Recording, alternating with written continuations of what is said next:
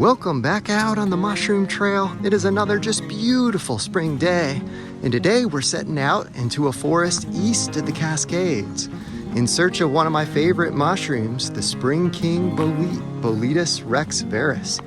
We're in a spot that I haven't visited before, but it sure did look good on a map. So no idea what we'll find out here, but I suppose you miss out on some of what you pursue and all of what you don't. So let's jump in. Let's see what we see. Oh boy, take a look at this. Just seconds from the trailhead. I believe I spotted exactly what we're looking for here. Let's give it a little tug and see what we've got. Oh wow, look at this bulbous base. Looks like we've got a little spider under here actually doing us a service, keeping this thing bug free. That's important. Although we'll relieve him of his duties here in just a second. But oh boy, super excited. Looks like we're in just the right spot. Let's zoom in, let's take a closer look. So I just wanted to take a quick second to zero in on some of the key features. So right away we notice this large bulbous base or stipe. We also notice some webbing or a webbing pattern up here near the cap. We refer to this as reticulation, and this is a key feature of the Boletes genus. We'll also notice this kind of reddish-brown cap. You'll notice that that curls in, and if we look at the size of that relative to the base, we see that they're pretty comparable, right? We also notice that it's still curled in at the margin a little bit, and if we take a look underneath this, what you'll notice is that it's got this finely kind of white poured sponge surface, and as this thing ages it'll get more yellow in color, but we really want these young ones that are still white, tight, and bug free. And just up here off the side of the trail, not more than a couple minutes, look what we've got. Looks like it's gonna be a good day out here. So all around out here east of the crest, we're finding totally different trees and plants. And this tree right up here is a good example of one of the trees that I've got my eye peeled for, particularly when I'm out searching for Spring King Boletes, Boletus rex-veris. This is the grand fir, so this is a true fir in the Abies genus. This, as well as the Ponderosa pines, which you may see back there in the background. Those are two trees that are very strongly associated with the Spring King. And if I zoom in here, you can see this beautiful spray. We've got that flat spray or spread of needles just coming out from these boughs on this grand fir. Really incredible tree that I'm glad to see out here. And when I see these in abundance, that really makes me look at the ground differently. And this is one of the primary reasons that I don't see Spring Kings west of the Cascades. At least the few that I've encountered have been up in the mountains on very rare occasion. Most of them are going to be out here, east of the Cascades, associated with this tree and the Ponderosa Pine. Moving just up the trail here, we've got a really good example of something that you want to be on the lookout for when you're hunting these Spring Kings. Boy, they can be really tricky. So take a look at this. So this is, if you'll notice this, we can see that this ground is a little bit uplifted. Generally speaking, you'll hear this referred to as a shrump, right? Like a mushroom bump. And if we peel this back and we look underneath, you see exactly what we're going for. Ooh, and this one kind of broke off on me a little bit at the base, so no problem though. It looks to be in really good condition.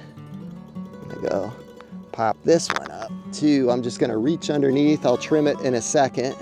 But notice that as I unpack this, we've got a nice little flush here of Spring Kings. So, and we see one right there, kind of classic shape. So it's kind of interesting to think that, you know, what clued me into this was not actually seeing the caps of these mushrooms, but rather just seeing this disruption, these Shrumps. So something to keep in mind if you're on the hunt for Spring King Boletes. Keep an eye out, keep a close attention to the texture of that ground surface, because sometimes you may be surprised what you see when you poke underneath.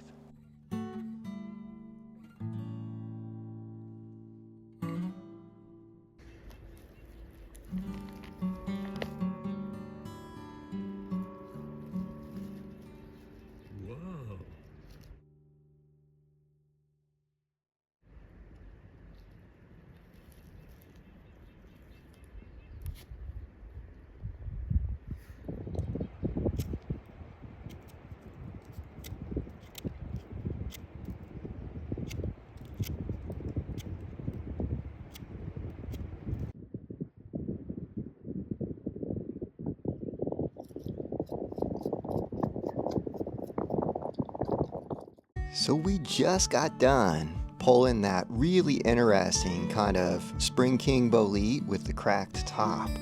And look what I'm seeing down here. So this looks quite similar. We can see some earth pushed up. It's kind of wedged between this big old rock, and it's got a little bit of an orange flare out to the side. This is super interesting. So let's take a second. Let's peel this back, see if we can get a better view. Let's see what we've got here. Oh yeah, this is super interesting. So take a look at this. So here you can see the base of this. Does this look familiar? This is not a Spring King Bolete. This is actually an Amanita. We can see the vulva down here. Let's give this a tug and take a look. Wow, so look at this. So partial veil, fully intact.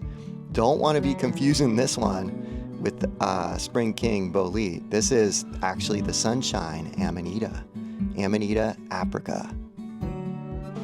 So all around this lake, just the coolest little streams or runoffs feeding into the lake. We've got an incredible variety of plants. So we see a lot of this skunk cabbage that we've talked about in videos past.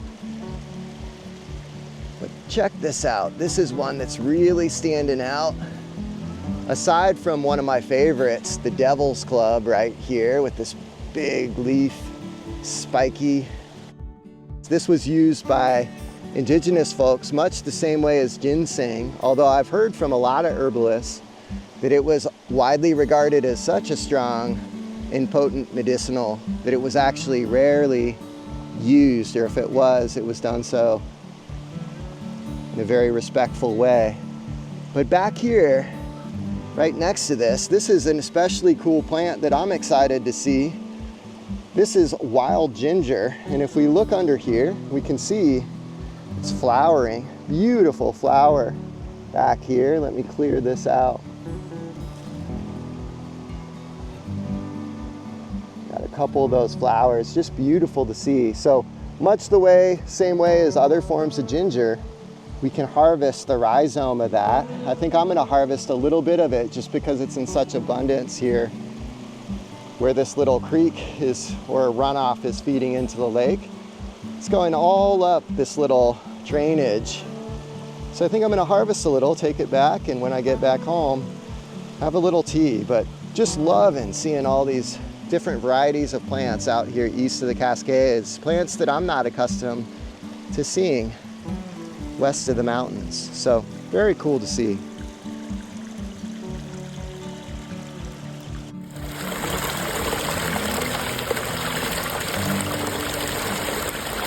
And I've just got to pause in here to appreciate this incredible little spot. I feel like every little turn that these little trails take, I'm just blown away by what I'm observing in the way of these plants. So these plants, these skunk cabbage plants, a lot of them are up to my hip in height.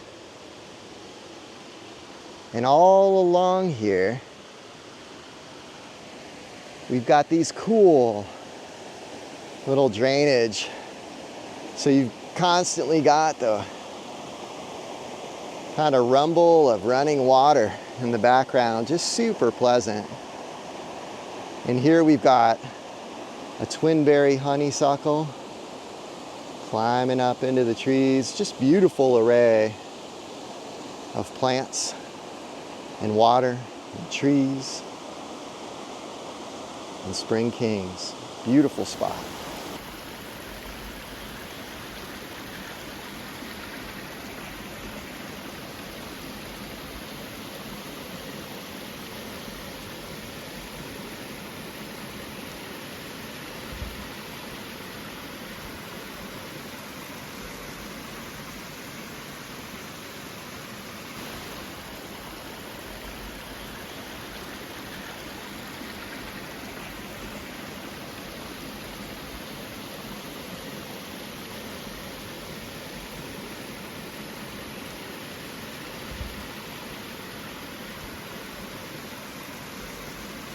Just wanted to take a quick second to highlight this tree. So this is one of the 2 trees that we're primarily interested in when we're hunting spring kings out here. So this is the Ponderosa Pine. This is one of my all-time favorite trees. So you'll notice on this, so we've got really deeply furrowed bark.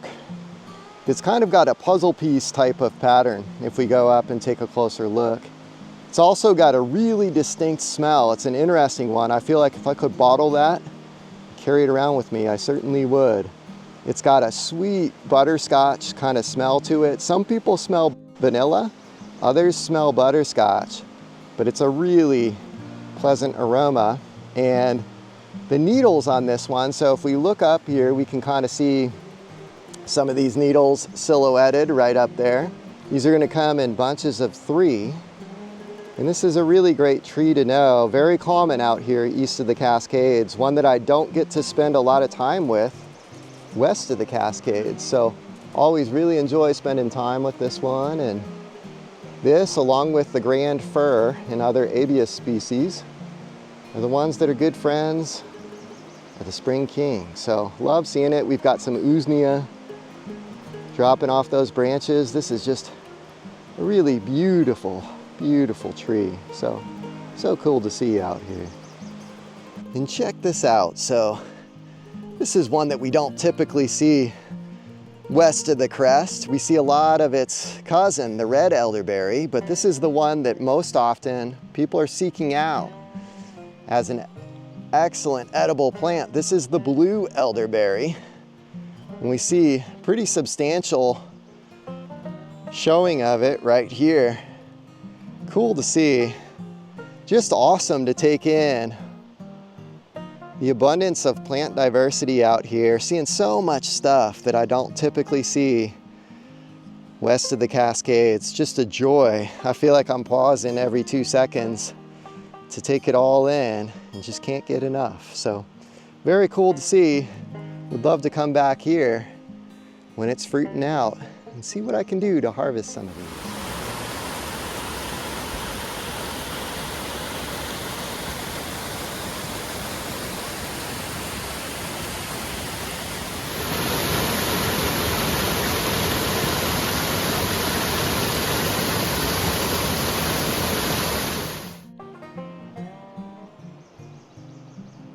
And all throughout here, boy, the spectacular plant show just doesn't stop in here. So we've got a bunch of flowering lupines here. That's this beautiful kind of purple flower. Anyone who spent a lot of time in the mountains out here is no stranger to this one. Back behind it, we've got kinnikinick, which you can see some of it. This is kind of what caught my eye as you see these beautiful flowers. This one you're getting some change in color too. On the younger ones, you'll just see like kind of a bland white flower. This is one that I believe the indigenous folks in the area used to add this to different tobacco mixes.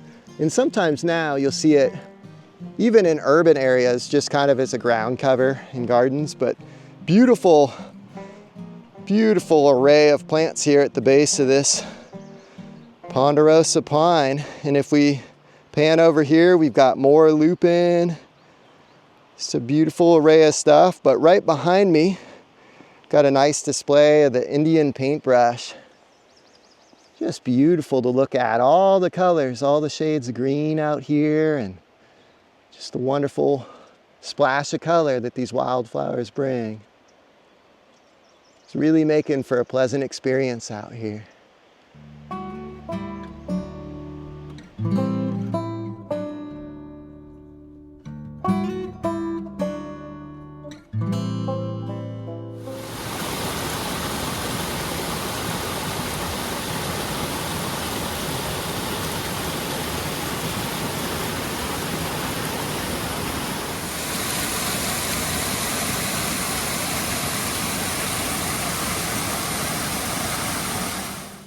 So all throughout this area, one thing that's been standing out as being particularly cool is just all this rock in this area.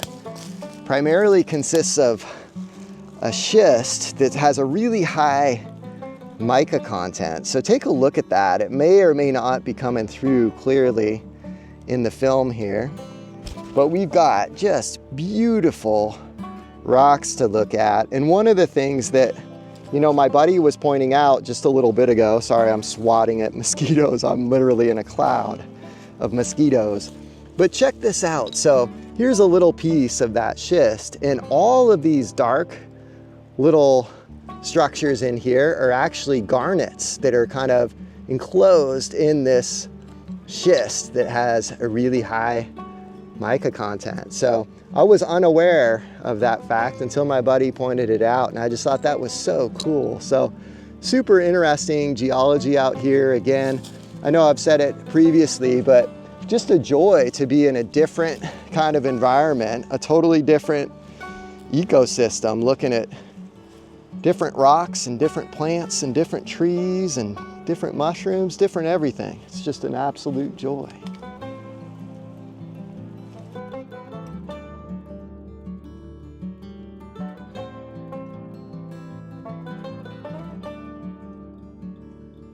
So just up the trail here, we've got a really cool example of one that we featured in videos past. This is what's commonly referred to as the veiled polypore, Cryptoporus volvatus. And if you check this out, so as I squish this, you can see that it's kind of cracking. It's got a very soft texture. You can see almost like a ping pong ball or something. It's hollow inside there. This is a really cool example of a symbiotic relationship that's going on that is existing beyond the surface of what we can see here. So believe it or not, this particular mushroom has a symbiotic relationship with the bark beetle. And what it'll do is it will house the bark beetle. So I'm just gonna pull this one off and we'll take a closer look here in a sec. But basically, this provides the perfect little habitat or environment for the bark beetle to kind of come into life. And I'm going to cut this open in a second, and what you'll see is that there's actually a pored surface that's completely enclosed inside of this actual fungus. So you can see right here where I broke it off, there's a little bit of a window inside there. Let's cut this open and take a closer look. All right, so let's go ahead and take a look. So I'm just gonna slice this straight through, a little bit juicy. Look at that. So you can see right up here, we've got that pored surface. So these spores will never actually open up and be exposed to the air around it, but it relies on that bark beetle. So a lot of times you'll see a small hole on the underside of these ones where the bark beetle has burrowed outside and gone out into the world to seek a new tree host. And that's the way that this veiled polypore actually finds its new environment to fruit and its new host, so to speak, is through that bark beetle. So a really cool example of something that, boy, there's always more than meets the eye. Sometimes we know the story that's underneath the surface, but so frequently we don't. This is an easy one to walk right past and not to really appreciate for what's going on. So cool to see out here. That's the veiled polypore, Cryptoporus volvatus. So take a quick look at this. So this is just a piece of that bark that's been pulled off of this log where we've got these veiled polypores. And you can see the engravings left by the bark beetle. So cool to see. And these guys that are kind of doing their thing inside that veiled polypore, once they exit and leave, they'll be seeking surely their new host, a new tree to kind of invade and to do it all over again. Very cool.